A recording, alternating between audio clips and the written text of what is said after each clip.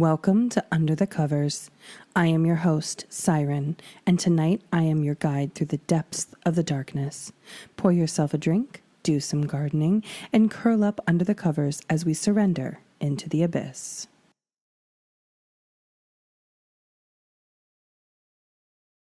I hitchhiked my way through hell. Chances are you've been to hell at least once in your life and never realized it. With surprising frequency, some people find themselves stumbling along the very furthest peripheries of hell, if only briefly, from sheer bad luck. They fall into glitches in reality, the places where some confluence of natural forces, both known and unknown, named and unnameable, summated into some incalculable way, such that something fundamental just broke. Like an earthquake along the fault lines of the universe, tearing open a sinkhole beneath your feet. I've heard so many stories, but all share a single commonality. You will find yourself suddenly alone. Maybe you were walking home at night only to find the neighborhood was so much quieter than it should be, and the lights were all out, and there was no blaring of TV sets or barking of dogs, and the shadows seemed starker, and the air heavy and thick. You tried to pretend you didn't feel that primal tingling in your spine, even as you felt your feet start to propel you forward faster and faster without your commanding of them, until at last you were safe at home and wondering why you were ever worried. Or perhaps you were a child emerging from a bathroom to find the shopping mall suddenly emptied out, everything abandoned, quiet, and still in a way it should never be, even your mommy having vanished into the ether. And for the first time in your life, you knew that it felt what it felt like to be truly alone. And you hid away in the bathroom stall and bawled your little eyes out for what felt like hours, until suddenly you heard your mommy knocking impatiently on the door, and all was well again. It's not a big deal, really. Our instincts do a good job of warning us when we've entered a place that shouldn't exist. It's one of the oldest terrors, one we can trace through our evolutionary inheritance, all the way back to our Precambrian ancestors, same as the fear of drowning. After you were through it, you probably just laughed it off and dismissed it as a case of the willies. But some people get unlucky. Sometimes it sticks to you and doesn't let you go. Some people say that it's trying to teach you a lesson. I doubt the real explanation is anything so benevolent. All we know is, for some reason or another, some people remain long enough to discover the second rule of hell. Stay too long, and you'll find that, suddenly, you aren't so alone anymore. I find my way into hell while heading west along the Lincoln Highway through Nebraska, somewhere between Kearney and North Platte. It was the perfect place for it in retrospect. The sort of road where you can't tell the difference between 1 mile and the next, where everything melds together into one blurry green and brown malaise of cornfields and power lines and old farmhouses, and you wonder if you'll ever live to see the end, or if it just goes on and on forever. I was riding shotgun in a beat-up red pickup truck, indiscernible from any of the thousands of pickup trucks I've ridden before. It used to be all big rigs, but they don't let on hitchhikers anymore. Insurance reasons. To my right was the busted rear view mirror, and to my left was an older man with a thick accent and skin wrinkled beyond his years by the sun. Sniffing an earth-like powder he lazily scooped up from a 1.2-ounce can labeled Copenhagen Smokeless Tobacco. "Sorry about your brother, kid. Real sorry," he said, nodding to my little cardboard sign reading, "Denver for brother's funeral." "Thank you," I said sadly. His passing was, well, let's just say, not expected. He's at peace now, and that's what matters. "That's a good way of looking at it. Still, sure don't seem like you were expecting it. Having seen a hitchhiker out here in, well, it's been a long time." "Can't drive and couldn't afford to fly. I know what you're going to say about it being dangerous and all, but really..." "What do you mean you can't drive?" He looked at me sideways. Just the subject matter made me shudder. I just can't. I can't do it." Well, I'm guessing you got a head on your shoulders and a brain between your ears, right? Then what's the issue? It ain't rocket science. My lip quibbled, as if grappling with the temptation to tell him the truth. But I just couldn't. I couldn't tell him about that crisp December night, the night I remember every time there's a chill in the air. The night me and my boyfriend were soaring down that Pennsylvania back road, when we were laughing and chatting and singing to keep ourselves awake through the night. How were we supposed to know what was going to happen? We hadn't seen another soul in hours. It was just us two on the road. I'd glanced at him for only a moment as he was telling some story, but then I saw his face go pale and his hand raised to point, and I looked just in time to see a black blur on the road, one that was coming so fast, too fast. I slammed on the brakes. Maybe if I hadn't, the man wouldn't have gone right over the vehicle and lived with a few scrapes. But I did, and instead he was jerked forward off the hood of my car, and the front wheels crunched over his body with a wet ka-chunk. We stopped there, and the only sound was the gentle rumbling of the engine, the breath of the machine, unthinking, unfeeling, with no notion of what it had just done. And all the while, in the stillness, I imagined the man popping back up, smiling and laughing and revealing that everything was all okay. My brain recreated this fantasy 1,000,000 times in those few seconds, as if by fantasizing hard enough I could make it real. The reality remained. Things weren't all okay. They would never be. The weight of my tires had wrung the man's neck and caved in part of his skull. My boyfriend stood in front of the body, blocking it, begging me not to look. I pushed him out of the way. I need to say it. I need to. It was a madman's statement, a non sequitur, but said with a sort of finality that silenced all possible argument. And I stood over the body, staring stoically, dispassionately, like I wanted to study every inch of the man I'd killed, as if by searching over the pores of his skin and fractured skull, cloudy eyes, I could find some sort of truth hidden there. Some answer to the question pounding in my aching skull, like the beating of a heart. Why? But there was nothing there. No truth of any significance. Just skin and blood and bits of bone. Drinking, man, I lied. I got caught drinking too many times. They took my license. He whistled. You? Such a nice young man? Who would have thunk? Well, I hope you learned a good lesson out there, bud, he said, and he spat out the window. You know, I wish I could blame the kids these days, but honestly, things were just as bad in the 70s. Worse, maybe.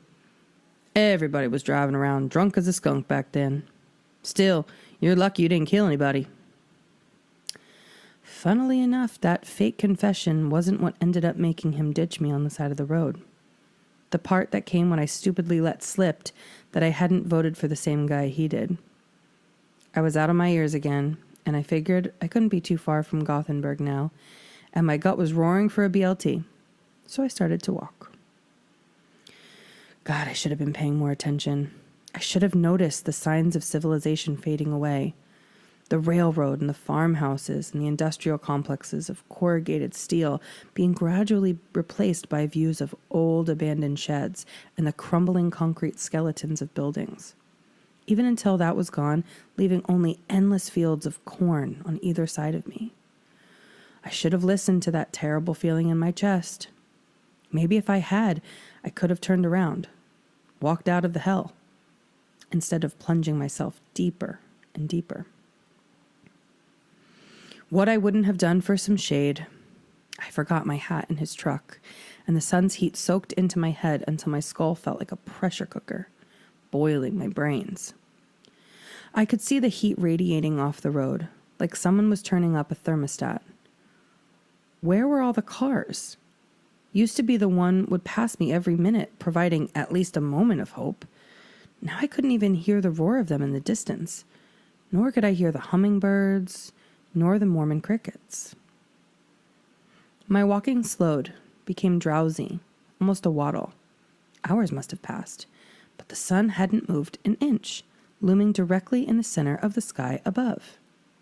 Even my addled mind had realized that it couldn't make it anywhere by marching forward. But it was almost too late to turn back. I'd never make it. Part of me wanted to flee the road, dash into the corn where there'd be shade, maybe a refuge. But deep down I knew there was no farm out there, no town. Those fields stretched on forever and ever, and if I entered them, I'd never find my way back to the road. I was ready to collapse. My knees bent and shook with every step I took, ready to give out from under me. I imagined the turkey vultures picking my corpse apart on the side of the road. And then, there, far down the road, a flash of color. I thought it was a mirage at first, but the pickup truck slowly came into focus, like a spot of clarity cutting even through the blur of my vision. I tried to call out, but my throat was too dry, and only a rasping groan emerged. It was all I could do to wave my arms in the air like I was mad. I was going fast, and I feared it might just leave me to die. But as it passed me, the driver slammed on the brakes with a hideous squeal, leaving tire tracks in the pavement. I was gasping as I limped to the car, throwing open the door and snatched a plastic water bottle from the middle console, swallowing it in 2 or 3 gulps without a word. It felt like the water wasn't just rolling down my throat, but coursing through my entire body like a wave, flowing under my skin, making my hair stand on edge as energy and vitality returned to me. I felt like a corpse had been brought back to life. "Oh, thank God. Oh, thank God," I whispered. I think I was going mad. I thought I was going to die out there. The man behind the wheel was the polar opposite of my typical driver. He wore a 3-piece suit and a 5 o'clock shadow, and some old-fashioned hat which hid his eyes in the shade. He didn't even bother to look at me, just waited for me to climb in before smoothly proceeding with his drive. "Don't worry," he said in an easy, smooth tone. "Everything is going to be okay." I prattled on as we drove, recounting what had happened. It was pure stream of consciousness. Gibberish. I was just excited to be able to talk again, marveling at the sound of my own voice. He sat silent and motionless all this time, while hands at 10 and 2, eyes on the road. At least until he suddenly cut in. "It's been too long since we had a good storm.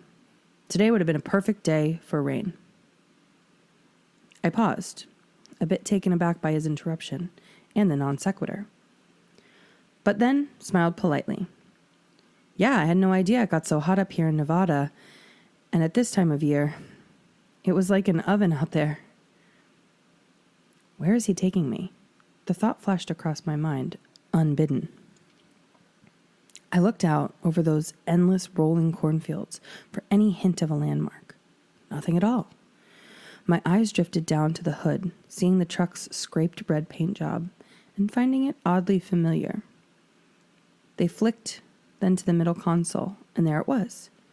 That 1.2-ounce can labeled Copenhagen Smokeless Tobacco. That terrible constricting feeling in my chest was slowly returning. I glazed at the rearview mirror to find that the glass had been busted. But through the twist of the mangled glass, I could almost swear the boilerplate disclaimer at the bottom read, "It is getting closer." His voice opened again from the driver's seat. "It's been too long since we had a good storm. Today would have been a perfect day for rain." A shudder ran through my spine. He'd spoken those words with the same cadence, rhythm, tone.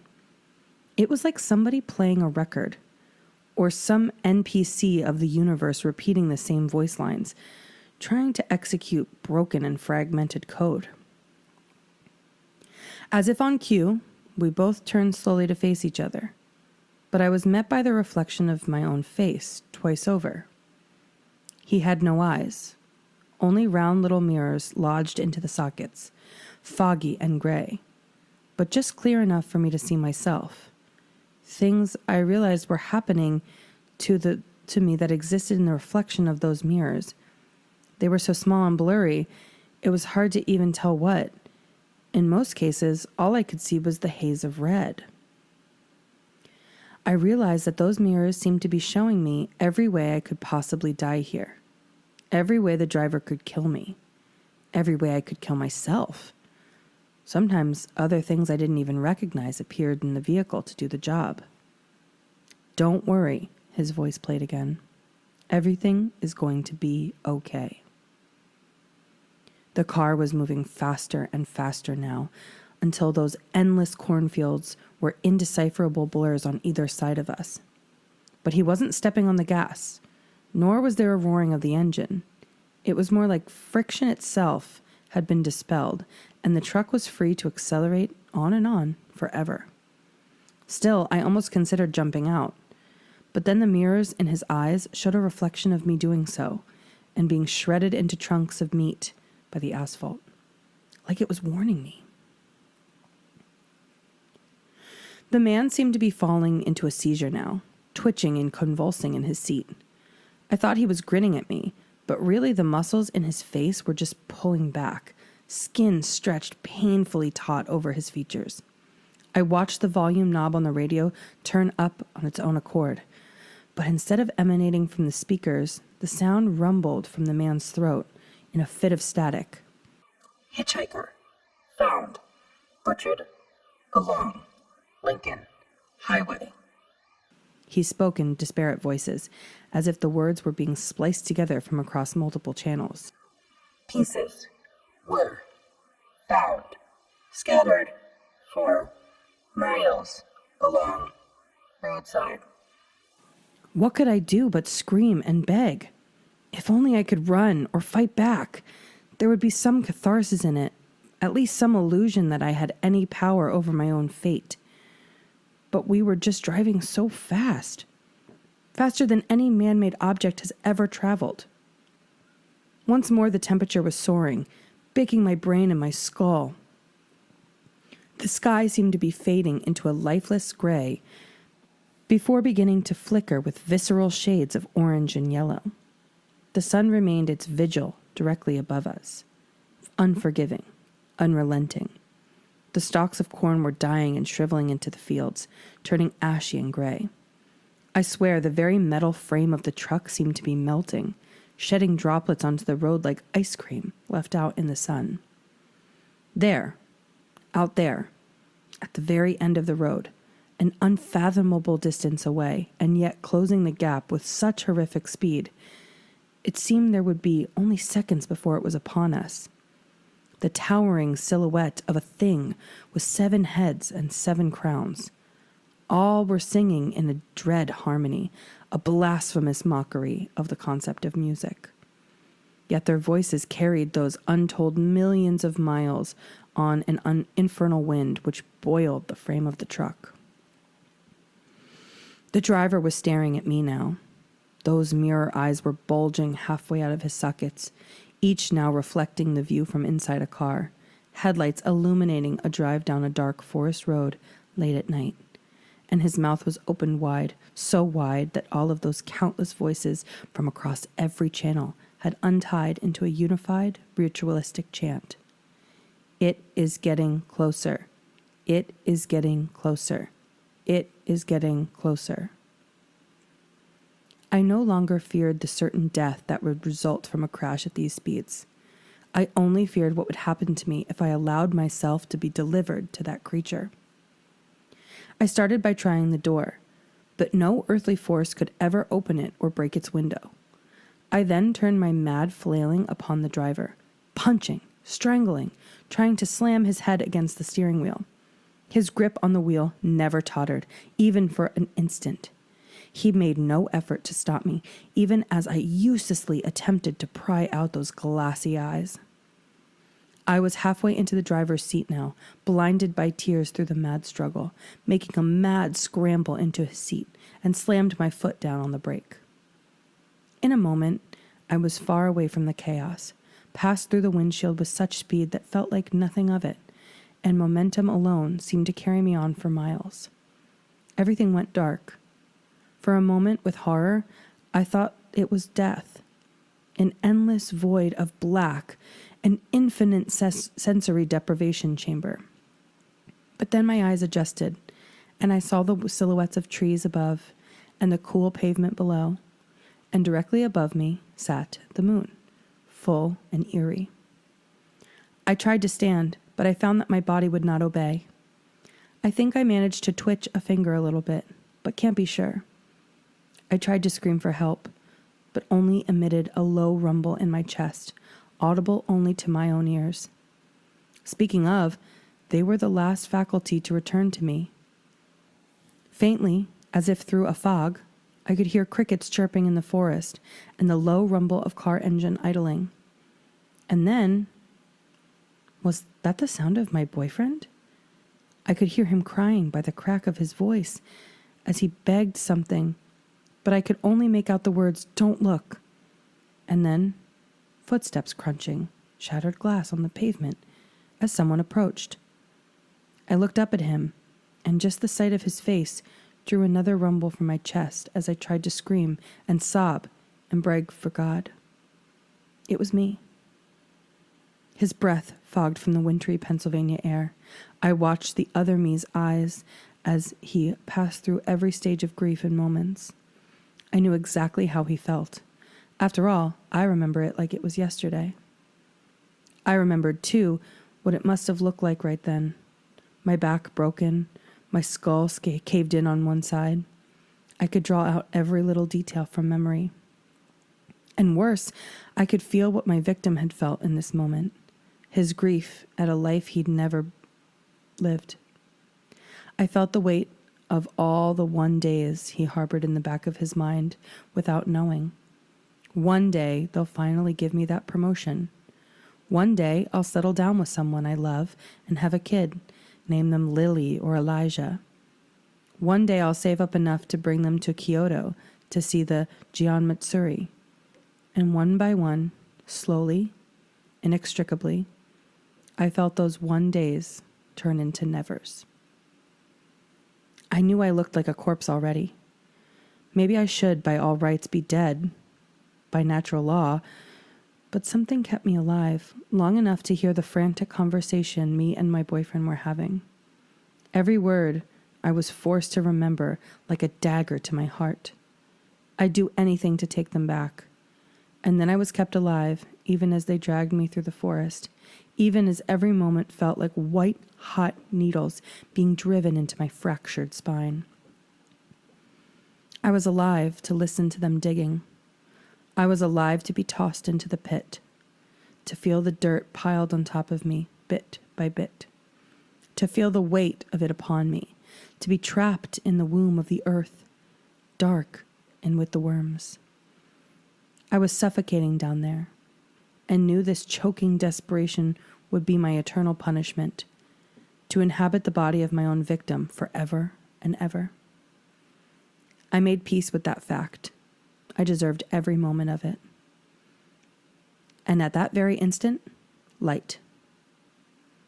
It was the feeling of ice-cold water upon my sunburnt face that finally woke me up. I sat up, coughing and sputtering, to hear the murmuring of a crowd all around me. "He's alive!" A bearded old man shouted that. A mass of hands rushed to stabilize me, prevent me from fainting again as I lurched dizzily. I blinked, confused, blinded by the light. I looked down at my hands as if to just confirm I was myself again. Good, merciful Christ, kid. You were passed out right on the side of the road. I looked drowsily around. A few people had parked their cars on the shoulder, rushing to investigate the body on the side of the road. Surely they expected a murder. Maybe that would bring some excitement to this dreary bit of country. But instead, they concluded, they found some young, stupid city boy who just about keeled over from heat exhaustion. "Trying to hitchhike in this heat wave," one man huffed, shaking his head. "You must have lost your mind." "Don't worry," a much kinder woman said, rubbing my back as she helped me choke down water. "Everything is going to be okay." It took me a few minutes to get my bearings, and eventually I started to believe them. Surely I'd just passed out from the heat and had a weird dream. My head was still sore and pounding after all. I politely declined an ambulance once I was back on my own feet, although a couple people offered me a ride to the next town, afraid I'd get myself killed otherwise. Relieved and more than a little embarrassed, I was immediately ready to put all this behind me, to forget about this strange journey I'd been sent on by my own subconscious. And then a car passed on the road that had previously just been empty a moment before. A classic hearse. And there, behind the wheel, the man with the mirror eyes. His nice suit unblemished, his features refined. He flashed me with a knowing grin, and in an instant I watched him pass, teeth all shiny and white. He even reached up and tipped his hat to me, as if he'd done me a service. Or maybe he was trying to warn me not to forget what I'd just been through, the lessons I'd learned on that long road through hell. And then he was past me, and all I could do was watch his car be reduced to a black speck in the far distance, seemingly swallowed up by the blazing white of the setting sun.